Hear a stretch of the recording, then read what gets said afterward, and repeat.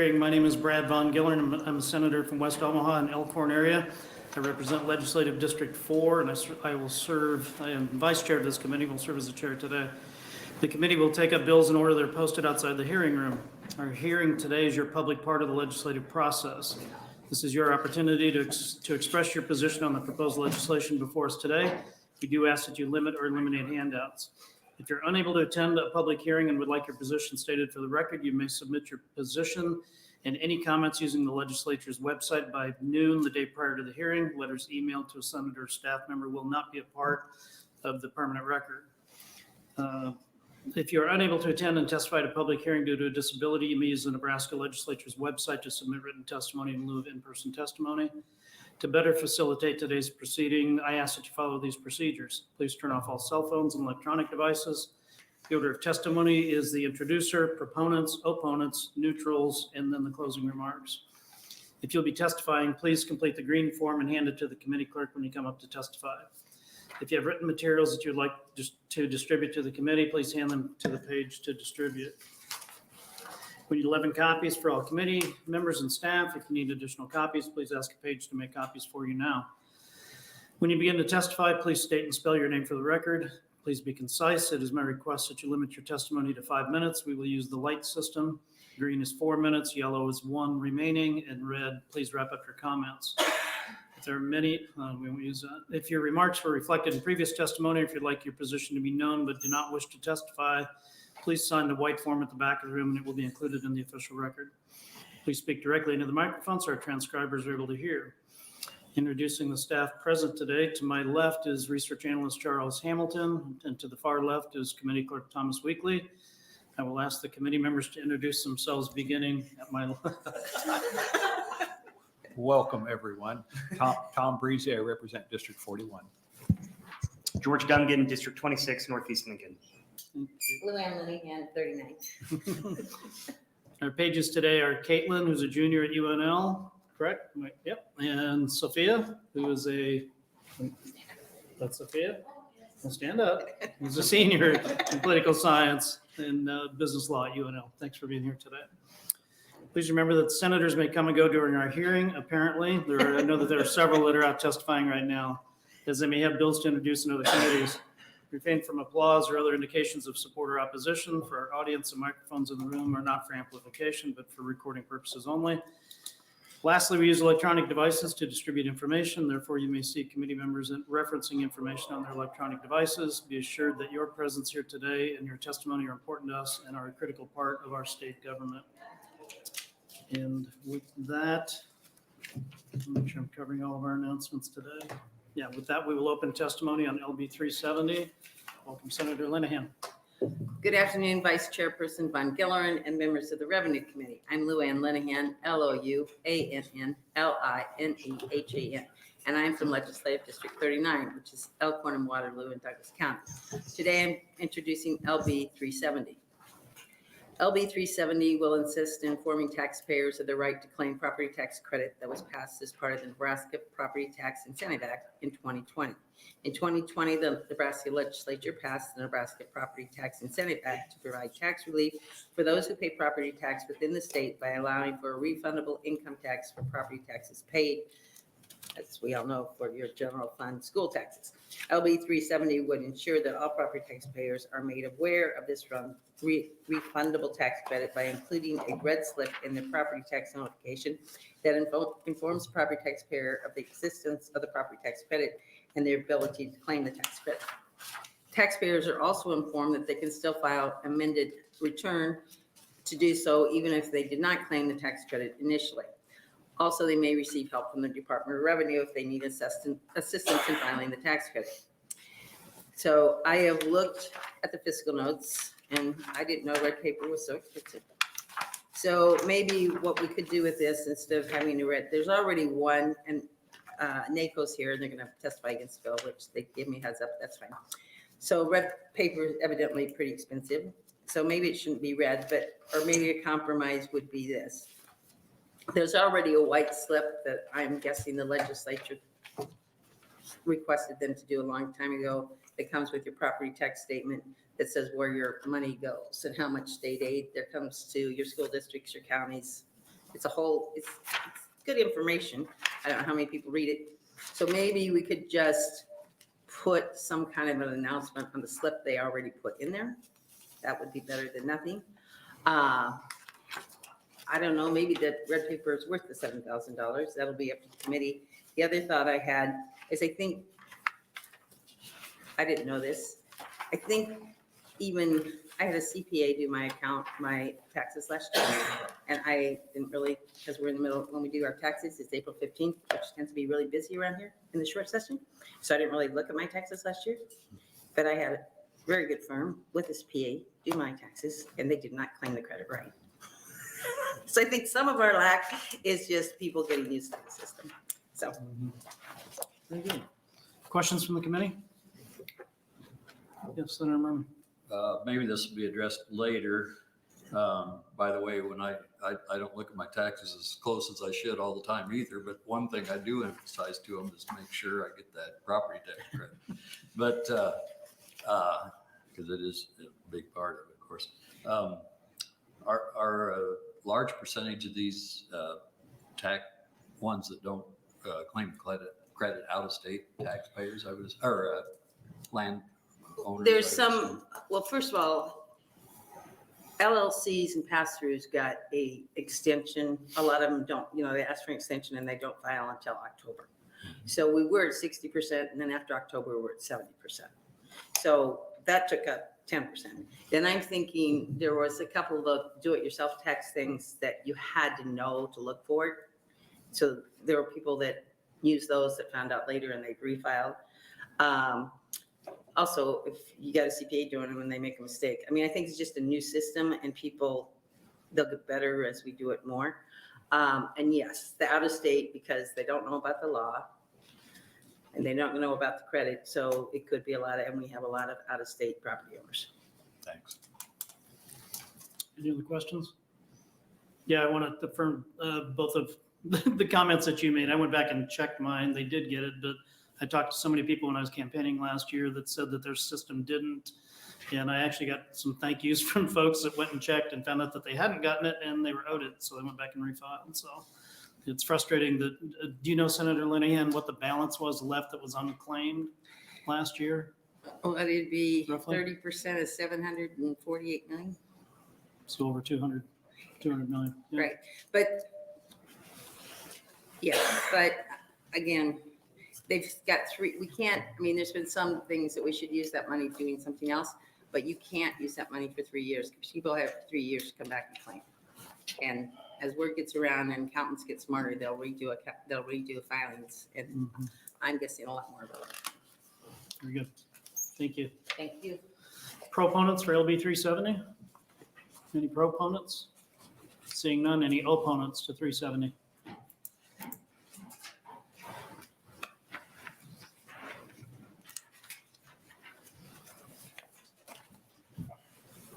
Good afternoon. Good afternoon. Vice Chair Von Gillern, distinguished members of the Revenue Committee, my name is John Cannon, Joncannon. I'm the Executive Director of NACO, here to testify in respectful opposition to LB 370. First, as I always do, I have to thank the introducer of the bill because I like having these discussions, but I especially want to thank Senator Linehan. I think a lot of people in the state, and a lot of people that are in this business, thought that LB 1107 was a singular accomplishment. And you all know me, or most of you know me, my backstory. I used to work for the Department of Revenue, and I was not nearly clever enough. And we would always talk about how do we get direct tax credits to the taxpayer. I said, well, the uniformity clause of the Constitution prohibits, doing that sort of thing. And seriously, the refundable income tax credit, I would never have thought about that myself. So, in Senator Breezy, I know that you were heavily involved in that as well.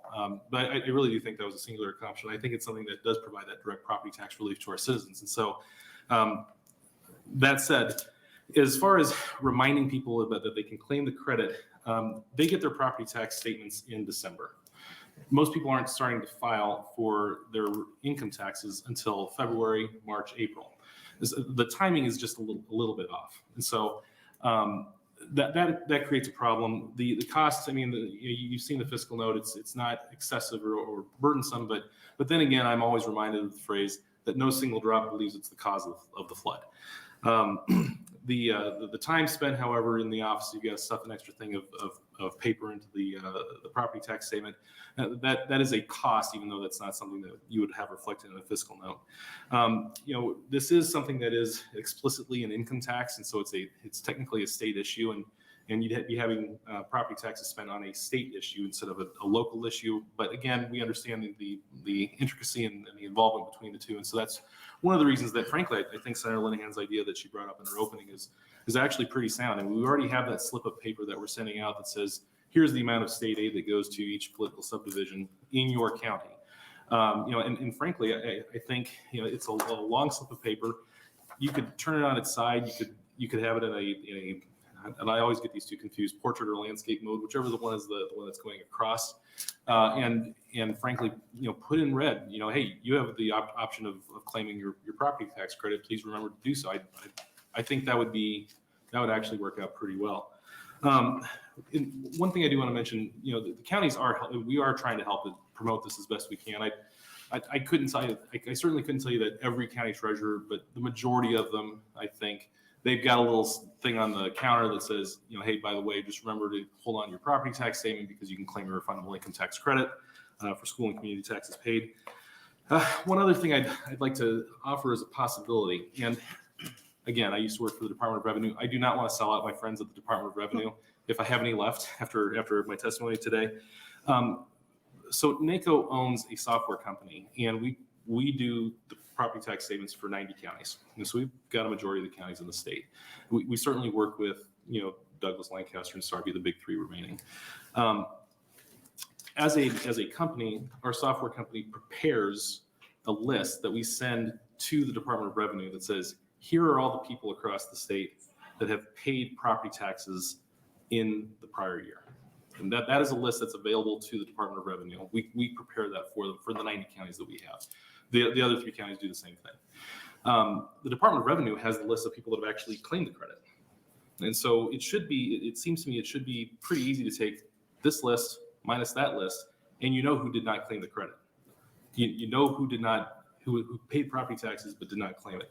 It seems to me that's something that could be programmed for. And again, because I don't want to volunteer anything for my friends, maybe former friends at the Department of Revenue,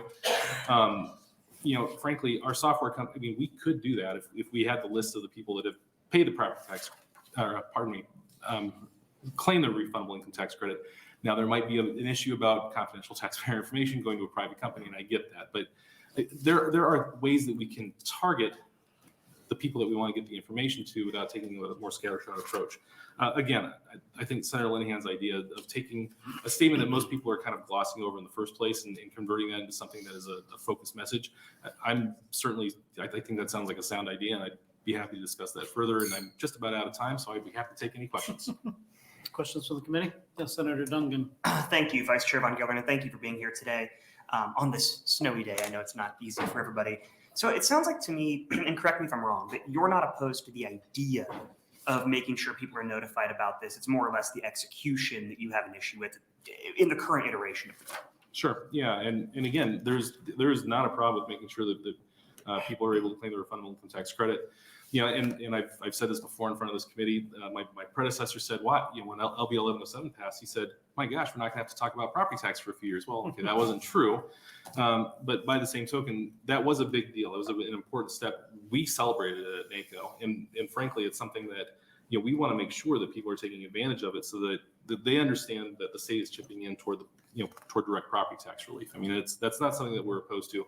Yeah, but the execution, we'd certainly like to talk about what are the ways that we can make that happen. And like I said, Senator Linehan's idea that she brought up in her opening, that certainly seems like a pretty sound idea to us. Yeah, because the concern that I have obviously is that people get a lot of mail that they don't necessarily look at, but that's part of why I like the red slip of paper idea, not necessarily saying it needs to be read, and I understand the cost of that, but I know I open my mailbox and have just tons of things in there that are hard for me to necessarily process and don't always catch my eye. So I think that it would be important to try to find some way to make sure that it's noticeable. But I like your idea of it going into the information that's already being sent out in red text or something like that. Well, and Senator, I guess the way I would look at it is, we've got that slip of paper. You've got a lot of information on there that says, here's how much the schools received and the cities received, et cetera. And I think I've talked to enough people who have said that probably isn't paid attention to by the majority of people. I mean, I think a really good idea would be to take that one slip of paper and only have one statement on it that says, you know, in red, that says you're eligible by receipt of a property tax statement, you are eligible for a refundable income tax credit. Make sure you hold on to your property tax statement until it's time to file your taxes. I think that would certainly, a blank slip of paper, yay long, that's with your property tax statement, that's certainly going to catch someone's attention. And because you're already sending out that slip of paper, you think that wouldn't have the same sunk cost into time of doing something additional then? We're already producing that piece of paper, we're already stuffing it, so we would just print something else on that piece of paper. Thank you. Yes, sir, thank you. Good. Other questions? Yes, sir. Senator Bostar. Thank you, Senator Von Gillern. Thank you, Mr. Kennan. So the objection is that it would be a separate piece of paper? So we're just adding on to the property tax statement. So you've got the property tax statement, then you have the insert that has the state funding, the state aid statement. And that extra piece of paper that we produce, I mean, everything costs something, right? Property tax statement costs something. That extra piece of paper for state aid costs something. And then a third thing is going to cost something as well. But if we can combine the two, then that's already a cost that we've already borne. And again, I mean, you've seen the fiscal note for, I think we estimated $43,000 for the counties that we handle. I think Douglas County had theirs, Lancaster County had their fiscal note. I mean, is it a lot? Well, no, it's not a lot, but every little bit counts. So we had we heard a bill last year. Trying to remember the details. And if I recall correctly, it was to incorporate, a statement onto the property tax statement that said something like, "You're owed, check to see if you owe money for city fees." Or do you recall this? I do. And then the NACO came in support. Do you know if that bill is back again this year? I don't believe it is. In ordinarily we're a little touchy about using essentially the comment section of the property tax statement. I'd want to revisit that and look at our list and see where we were on that. But before You were absolutely NACO was absolutely in support. I recall that very clearly. And in the discussion, and we had it during that hearing, I think, jointly concluded through our exploration of the subject together that just writing something on the property tax statement to target an audience that perhaps isn't the most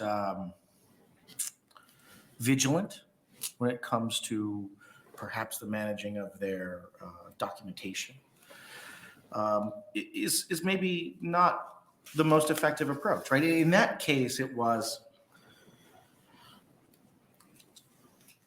people who had been mailed something before, who may have missed it. We wanted them to identify on another mailing a line that told them that they should do something else. And in that discussion, it was maybe that for that kind of population, that wouldn't be very effective. And my concern, I think, is that if you just put something on the property tax statement itself, again, we're talking about people that aren't utilizing something they're entitled to. They're busy, they've got things going on, they might not be aware. And is that, by not having it be something as significant or substantial as a separate piece of paper that's colored differently, are we, I'm concerned that we're not going to actually get people's attention. And it goes back to this much longer conversation that we'd had last year. Sure. And your points are well taken, Senator, and I don't disagree with you, which is the coward's way, of course, of saying I agree with you. And again, I don't want to make an offer on behalf of the Department of Revenue. That is definitely not my place. But we do know, again, we know that the list that we produce as counties that goes to the Department of Revenue, that is everyone that's paid a property tax in the state, that's paid a school property tax or community college property tax in the state. We also know that the Department of Revenue, because they're the ones that are processing it, they have a list of people that have claimed it. I mean, it seems like there's a very easy way of targeting something directly to the people that did not claim the credit to make sure that they receive notice in some way, shape, or form. However, the timing, what we're talking about here, along with the property tax statement, the timing isn't great because you get your property tax statement at the end of December. By law, you're not going to start filing your income tax returns until the middle of February at the earliest. And so there's that disconnect there because I can tell you right now, I don't know where my mail from last week is, mostly because my wife hid it from me, but that is what it is. So it seems to me that if you targeted something middle of February, early March, you're going to have much greater success. So if, for example, the Department of Revenue gave the counties a list to work off of so that they could do their own subtraction in order to figure out who to target, and then the counties were required to do a separate mailing to those individuals in those counties, that would be then something that NACO would support. No, NACO would not support that. That's going to be an additional cost. However, I didn't think so. I would be delighted. I would be delighted to have us create the list and send it to the state print shop. And well, the state print shop is owned by the state, so who bears that cost would make a lot of sense. Well, there's always a cost. There always is. Who do we want to bear it? What if we made it optional? The county could decide whether or not they wanted to give their particular residents the benefit of educating them on the opportunities to save money. I suspect if they are not already running down here right now to say you can't release confidential taxpayer information to the folks at the county, and we could talk about that. That certainly might be an objection the department has. But I would be interested in having that conversation. Sure. All right. Thank you very much. Yes, sir. Thank you. Other questions from the committee? Mr. Kane and I have one, and again, as I think there's three of us that have spoken that don't do our own taxes, so me being one of them. You don't have to have that physical property tax statement in hand when you file for your income tax credit? No, sir, you do not. Okay, because you were talking about that coming out late in the year, coming out in December, but then you don't file your taxes for several months later. Is that, I thought you were implying that was a burden. Oh, no. So if what you're trying to do is you're trying to tie the production of the property tax statement to when someone files their taxes, the timing is just off. Oh, just as a timely reminder. Right. And so Okay. if you Got wanted it. to have something in front of someone at the time that they're going to file their taxes. I'm with you. Yeah. Okay, Yes, sir. thank you. Yes, sir. I misunderstood what you were saying. So, okay, very good. Thanks for being here today. Yes, sir. Thank you. Any other opponents regarding 370? Any neutral testifiers today? We have, let's see here, we got a special notice. 370, we received comments for the public record, 0 proponents, 4 opponents, and 0 neutral. Additionally, due to inclement weather and an extension of the deadline for online position comments, there may be an additional comment. There may be additional comments added to today's hearing record as an exhibit. So those will be posted online. All right. Thus ends our hearing on LB 370. Senator Linehan waived closing. So we will move on to LB 704.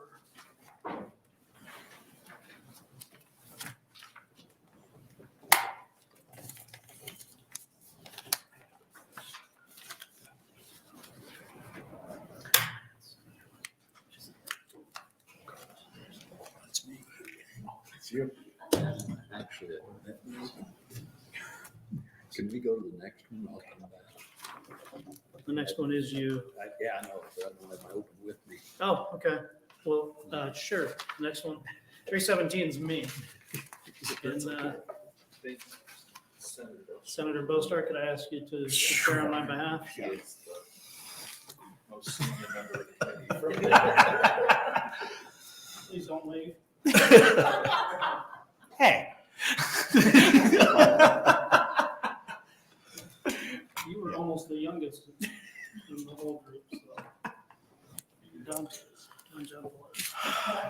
For the transcribers, this is Elliot Bostar. We are now opening the hearing on LB 317. Welcome, Senator Von Gillern. Thank you. Good afternoon, members of the Revenue Committee. For the record, my name is Senator Brad Von Gillern, BRADVON. Gillern. LB 317 won't take very much time today. It's very simple. It was brought to my attention by the Douglas County Board of Commissions. 317 would provide county assessors more flexibility with property inspections. It would make possible the action of virtual assessments. The intent is to provide savings to counties and taxpayers by cutting unnecessary inspection time and travel costs. State statute requires the county assessor to inspect real property no less than once every 6 years. Statute is silent as to how this property must be inspected. However, Chapter 50 of the Department of Revenue Rules and Regulations require an in-person inspection for real property. LB 317 is not requiring the method for county assessors to assess property. It's merely offering flexibility for those assessors. The letter of support was put forth by the Douglas County Assessor, Walt Peffer, and that's being handed out for your consideration. Pages, please. Thank you. I urge your support, LB 317. Happy to answer any questions. Just a quick additional comment on this. This is really to bring the statute and apply some real world scenarios and some tools that we have in our possession today that we didn't have when these statutes were written. Tools such as Google Earth and mapping and GIS surveys and those kinds of things, satellite images that we all use in our businesses and use in everyday life to do these kinds of activities. So again, it would not mandate the form of inspection to be done, but it certainly could offer some efficiencies to those offices that would choose to do so. Thank you, Senator Von Gillern. Are there any questions from Senator Duncan? Senator Duncan. Thank you, Senator Bostar. Thank you, Senator Von Gillern. Genuine question here. These virtual assessments, what do they look like? Are we talking about somebody walking through a property with like an iPad and somebody doing, is it a visual assessment being done sort of virtually, or is Yes. it utilizing other tools like you've talked about, like Google Mapping and things like that? It's basically any of the tools that, and the most easy to reference would be online mapping tools. And those are, Google Maps, Street View on Google Maps, those kinds of things. And oftentimes an assessor, visual inspection, particularly in larger metropolitan areas, is the assessor driving by your home to see if there's been an addition installed or, new work being done or those kinds of, it's, to my knowledge, I'm not sure that, I don't know of any experience I've had or anybody I know has had where an assessor has actually entered a home to see what's been done on the interior. So the tools that are available today can certainly be availed by those assessors to do an accurate assessment of what the property looks like, and similar to the means that they would do it physically. Thank you. Thank you, Senator Duncan. Are there any additional questions from Senator Duncan? Seeing none, thank you, Senator Von Gillern. Thank you. I will stay to close. Thank you. First proponent.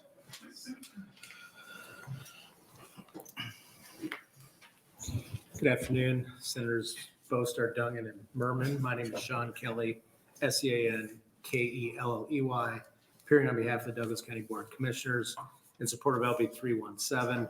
We'd just like to publicly thank Senator Von Gillern for bringing this piece of legislation.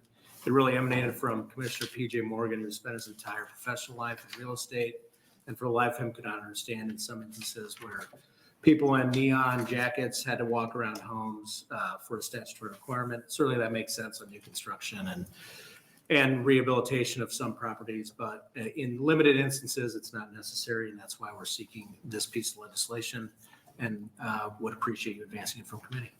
Thank you, Mr. Kelly. Are there any questions from the committee? Seeing none, thank you. Additional proponents?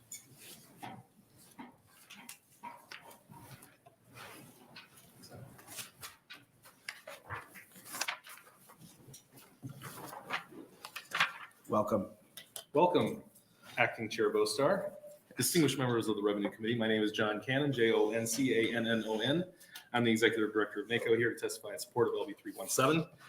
Thank you to Senator Von Gillern for bringing this. This is certainly something that assessors have been talking about. And frankly, this kind of advance that we're talking about here today is not without its own precedent.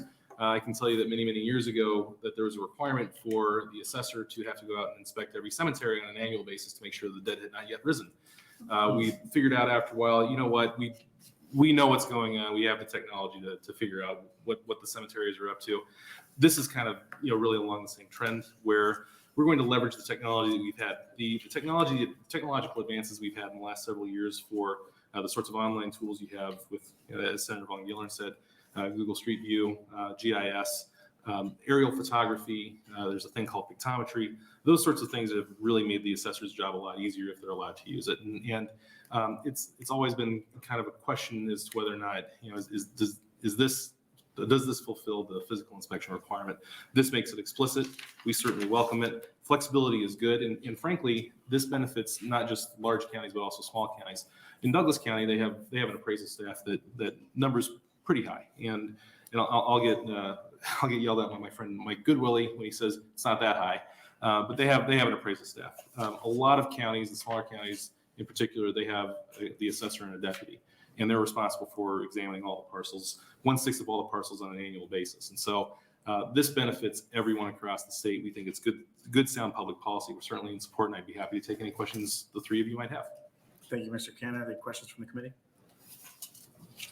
Seeing none, thank you. Thank you very much. Additional proponents? Seeing none, any wishing to testify in opposition? Seeing none, any wishing to testify in a neutral capacity? Seeing none, Senator Von Gillern stayed for closing and then waives it. Wait and see if there's any opposition. There are letters, one proponent, one opponent, 0 neutral. And that concludes our hearing on LB 317. And Senator Von Gillern, you have the controls. Thank you.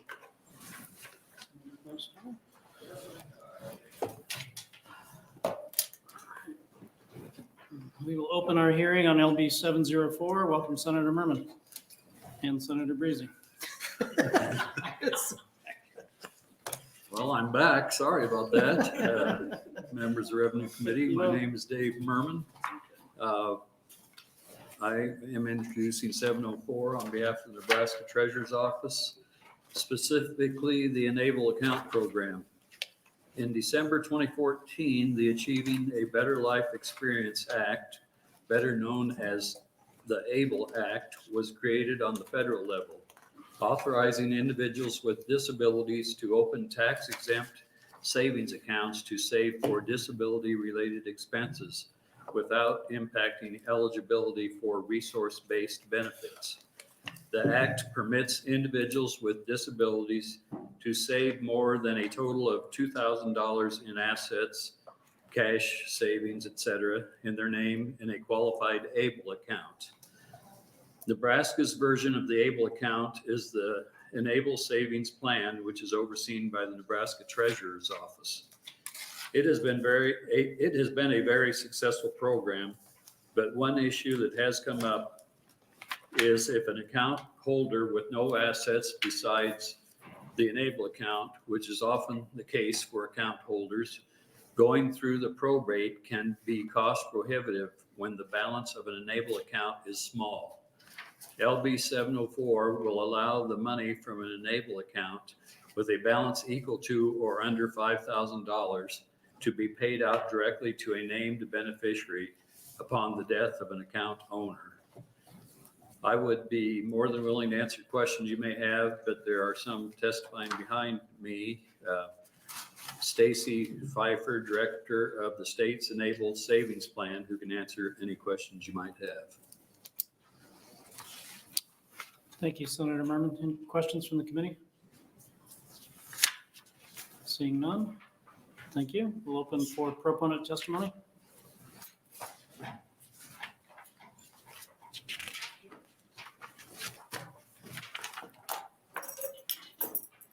Good afternoon, members of the Revenue Committee. My name is Stacy Pfeiffer, STACYPFEIFER.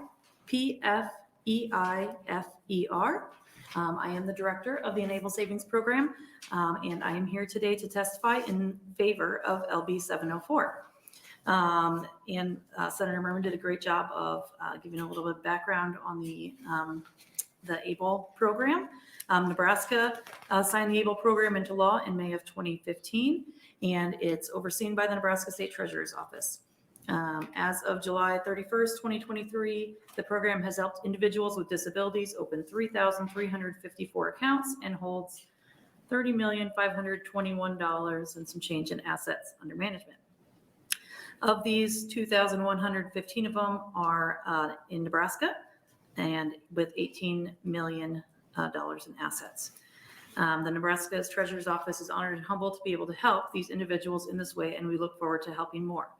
And so I have, this came up in conversations that I've had with account holders. They had a family member pass away.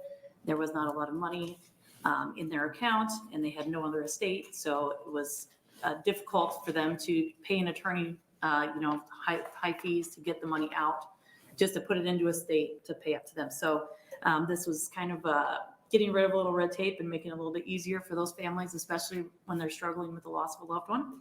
And so that is the purpose of this. We did run a few numbers as well. We currently have 1,649 accounts that are at or below $5,000, or just under half. And of those, 1,006 of them are Nebraska residents. So this would be a good thing to help our Nebraska account holders.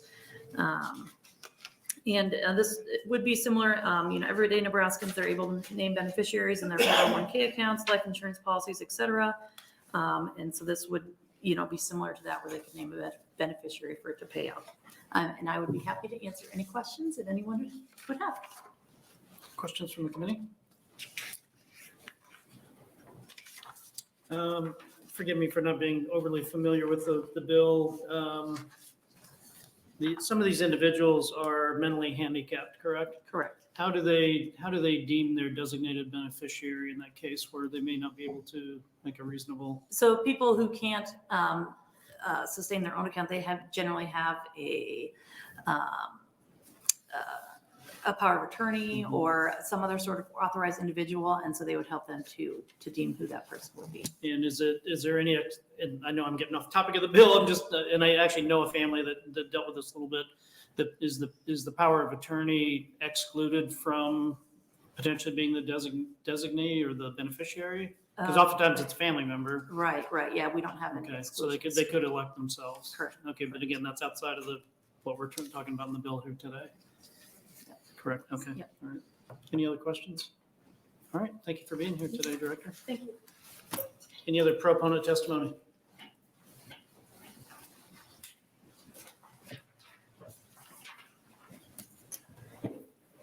Good afternoon. Good afternoon. Hello, my name is Edison McDonald, EDISON, MCDO, and ALD. I'm here representing the ARC of Nebraska. We are Nebraska's largest membership organization, representing people with intellectual and developmental disabilities and their families. We support LB 704 as a simple cleanup bill to help people with disabilities be able to save and access employment opportunities. We'd like to thank Senator Murman for bringing the bill. LB 704 is addressing Achieving a Better Life Experience accounts, referred to as Enabling Nebraska. The program allows people with a disability to save up for larger qualified purchases related to their disability and not risk losing their benefits. Some of these qualified expenses include education, housing, transportation, employment, training and support, assistive technology, personal support services, and healthcare expenses. For many of our members, these accounts are astoundingly beneficial tools. They allow them to contribute towards their own expenses and not have to be dependent upon others for their costs. Without these accounts, many of our members would have a difficult time or be unable to purchase many necessary items and would require government or family expenses.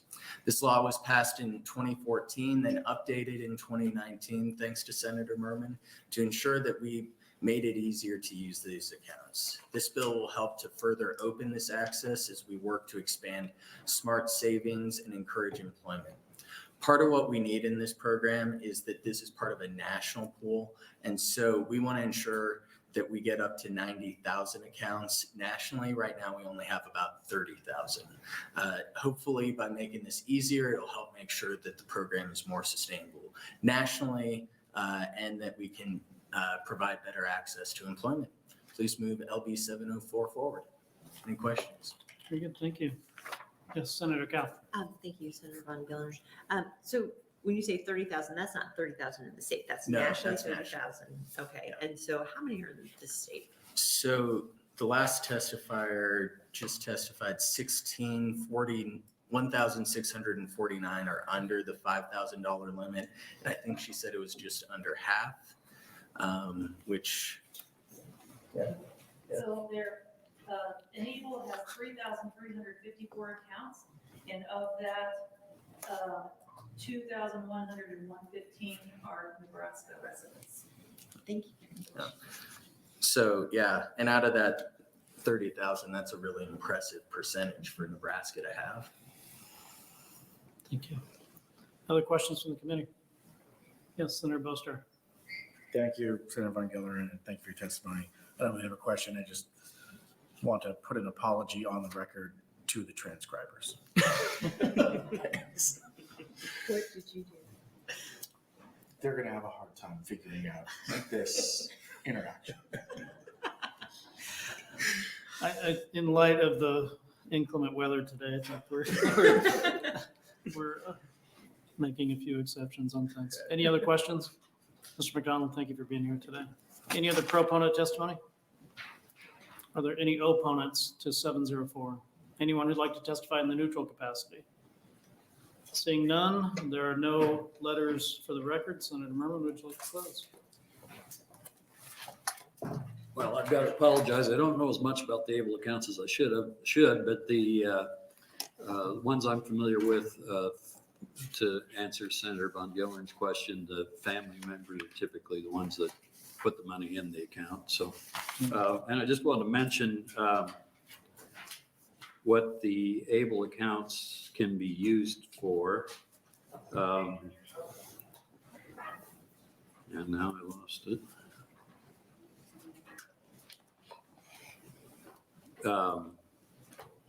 They can be used for, well, there's a lot of things, but typically the money can be used for practicing job skills, safe transportation to work, medical appointments, different courses and classes, day programs, or even providing essential assistance such as help with bathing, dressing, walking, toileting, eating, and needed supervision.